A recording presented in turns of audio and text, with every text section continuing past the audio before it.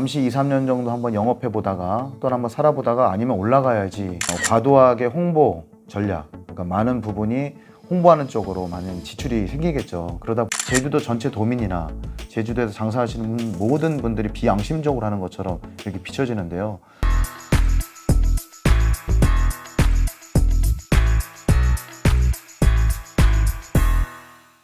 안녕하세요, 대표님. 안녕하세요, 피디님. 네, 오늘은 좀 안 좋은 주제예요. 요즘 연일 제주도에 안 좋은 뉴스가 계속 나오고 있어요. 그러게 말입니다. 예. 요즘에 비계 삼겹살 그 방송 3사에서 계속 그것 때문에 집중해서 보도하고 계시더라고요.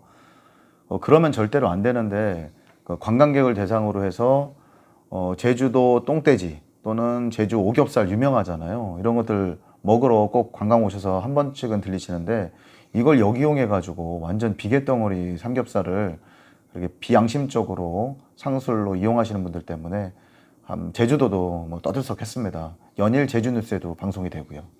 네, 하지만 여기에 대한 오해와 진실, 하실 말씀이 더 있으시다고요? 제주도가 사실은 우리나라 유일의 최남단 관광 도시잖아요. 그리고 특별한 자유국제 도시이기도 하고요. 그러다 보니까 1년 내내 뭐 경기를 타지 않고 많은 관광객들이 유입되는 것이 사실입니다. 그런데 코로나를 거쳐서 많이 개선은 됐다고 하지만 입도를 해서 살고 있는 저로서도 항상 느끼는 것이 그냥 무작정 가만히 있으면 관광객이 온다는 그런 생각보다는 한 분이라도 더 좋은 이미지를, 제주도에 한 좋은 이미지를 잘 심어줘서 재방문율을 높여야 된다고 생각하는데 이런 안 좋은 뉴스는 항상 제주도 관광 경기에 큰 영향을 미치는 것 같습니다. 네, 근데 실상 알고 보면은 이 제주도의 이런 바가지 요금이나 뭐 이런 상수, 안 좋은 상술들, 네. 이거는 제주도 도민들의 행위가 아니라고 제가 얘기를 좀 들었어요. 예, 제 오해의 소지가 있어서 제가 강력하게 말씀드리기는 힘들지만요.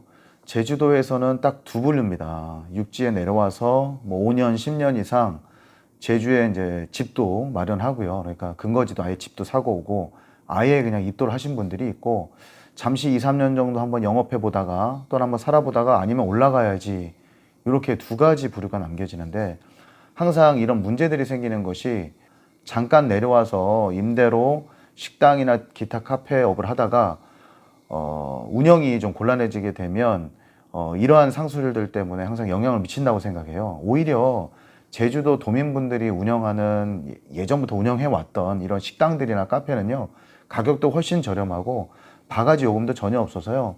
제가 고기국수를 좋아한다고 했잖아요. 일주일에 한 2번. 그리고 지금처럼 무더워지는 날씨에는 저는 물회를 2~3번은 꼭 먹어요. 그래 열이 식혀지거든요. 근데 제주 도민분들이 하는 그 물회집을 가면요. 지금도 뭐 8,000원, 9,000원, 10,000원이면 정말 양도 많고 이 정도로 장사 될까 할 정도로 저렴합니다. 근데 관광지로 가면 15,000원, 13,000원인데 자리를 뭐 바쁘면 얼마 전에 제 동생이 와서 막 주인하고 싸웠대요. 자리를 세 동강을 내서 줬답니다. 꽁다리 다 나오고 뭐 진얼음이 하나도 손질 안 해서 이런 것들 때문에 항상 문제가 되지 않나 싶어서 좀 안타까운 마음을 항상 지니고 있습니다. 그러니까 그런 주로 망치는 부류들은 뜨내기 장사들 뭐 그런 부류. 예, 안타깝지만 그렇다고 저는 봐요. 계속 제주에 정착하시고 마을 주민들하고 소통하시는 아예 입도하신 분들이라면 그렇게까지는 하지 않는데 잠깐 장사로 내려오신 분들이 이것저것 수리타산이 안 맞고 하면 빨리 이제 올라가야 되니까 그런 성향을 보인다고 저는 확신하고 있습니다. 제 주변 토박이들을 봐도 그런 뉴스를 봐도 별다른 동요가 없어요. 이건 왜 그럴까요? 왜냐하면 관광객들만 유치하는 식당이나 카페가 있고요. 제주 도민분들이 70%, 나머지는 뭐 도민 식당이나 도민 카페를 찾아오는 그런 분들로 유지가 되기 때문에 이런 뉴스가 된다고 해도 제가 그 식당을 안 가지 않거든요. 항상 문제가 되는 그런 영업점들은 보면 거의 90% 이상이 관광객들만 유치하는 곳이다 보니까 과도하게 홍보 전략, 그러니까 많은 부분이 홍보하는 쪽으로 많은 지출이 생기겠죠. 그러다 보니까 오히려 그 내용물에 더 충실하지 못해서 이런 현상이 일어나지 않을까 그렇게 뭐 조심스럽게 예상을 합니다. 바가지 요금을 씌운 건 아니겠지만 네. 뭐 원인을 알았으니 대책이 필요하겠죠. 제주도에 정말 뭐 호재를 보고 잠깐 내려오시는 거는 제가 입도 컨설팅을 10년 이상 한 사람으로서 그거는 바람직하지 않다라고 좀 강조해 드리고 싶고요. 오히려 제주에 정말로 제주의 자연이라든가 저처럼 제주의 환경이 좋아서 오신 분들은 그렇게 하지 않거든요. 근데 뭐 육지에 근거지를 두고 또는 본인이 하는 사업장을 두고 잠깐 그냥 부업으로 뭐 독채 펜션을 한다거나 또는 농어촌 민박 또는 카페를 하는 분들이 항상 문제가 된다고 저는 보고 있어요. 왜냐하면 그걸 업으로 한다면 그 제2, 제3의 영업 전략을 펼 텐데 그냥 내가 본업은 뭐 예를 들면 성냥 공장을 하고 부업으로 제주도에 한번 독채 펜션 잘 된다니까 일부 투자를 한번 해볼까? 이런 분들이 항상 나중에 영업이 안 되면 저가로 이렇게 운영을 하고 하니까 실제로 본 바탕에 제주에 이주를 해서 이렇게 영업하는 실제 영업하는 분들한테 많은 피해를 주고 있다고 저는 생각하고요. 임시적으로 그렇게 내려오셔서 영업하시는 분들이 가격 경쟁에서 항상 문제를 일으키니까 그런 분들은 좀 심각하게 생각하시고 고민하시고 내려오셨으면 합니다. 그리고 이 점을 정부에서도 잘 알고 있거든요. 그래서 제주도 자체 내에서 관광진흥청에서도 그렇고 여러 가지 제주도 단체에서 제주도 이렇게 안 좋은 이미지, 특히나 뭐 바가지 요금이라든가 기타 정책에 대한 부분도 계속 개선하려고 노력을 하고 있고요. 지금은 특별한 부서를 또 하나 개설을 해서 이 부분을 극복해 보자 1,400만 명 플러스 알파라는 프로젝트로 이렇게 진행을 하고 있습니다. 평균 제주를 내려오는 그 국내인의 관광객 수가 1,400만을 시대를 넘은 지가 한참 됐어요. 그런데 거기에 플러스 알파를 해서 좀 더 우리들이 노력해서 좀 더 여러 가지 개선을 해서 더 많은 관광객을 유치하자라는 그런 주제로 또 노력을 하고 있으니까요. 저희들도 기대를 한번 해보고 있습니다. 그 제주도 오일장이 굉장히 유명하잖아요. 유명하죠. 예. 오일장 내에서 장사하시는 분들도 네. 도민이 계실 거고 임시적으로 내려와서 장사하시는 분들 계실 건데 네. 여기에 대한 문제도 언젠가 터질 것 같아요. 이런 분들한테 어떤 충고나 이런 말씀 한번 해봐주세요. 간단한 오일장에 대한 말씀을 또 드리고 싶었어요. 제가 내려오는 그 시점만 해도 제주시에 있는 오일장은요, 정말 제가 보기에도 규모도 어마어마했고 가면 볼 것들이 많고 맛있는 것들이 많아서 또 저렴했고요. 항상 오일장을 열리는 시간에 맞춰서 그런 날짜에 맞춰서 이렇게 방문을 했었거든요.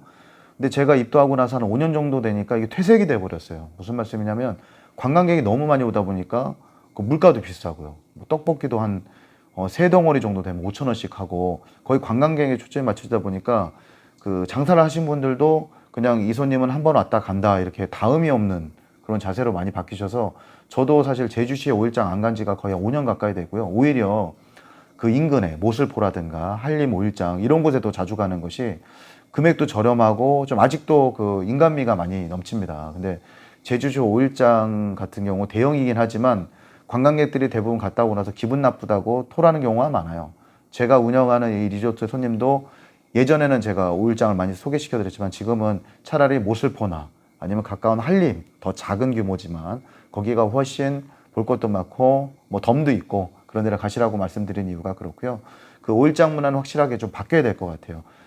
관광객 대상 그러니까 일회성 손님이라고 해서 뭐 비싼지 싼지 구분을 못하고 해서 이렇게 바가지 요금보다는 그 손님들도 결국은 다시 올 수도 있고 또 입소문이 항상 나니까 그 제주시에 있는 그 오일장 그 관계자분들 그 관광객이라고만 생각하지 마시고 도민들을 상대로 항상 장사한다고 생각해 주시고 좀 더 따뜻하게 말도 좀 친절하게 해주셨으면 감사하겠습니다. 예, 대표님 근데 너무 자극적으로 내보내는 기사와 방송도 문제 아닐까 싶어요. 저는 그 심각한 문제라고 생각해요. 왜냐하면 제주도의 대부분이 그렇지 않고요. 아주 일부거든요. 뭐 그런 말 하잖아요. 미꾸라지 한 마리가 전체 물을 흙탕물을 만든다고.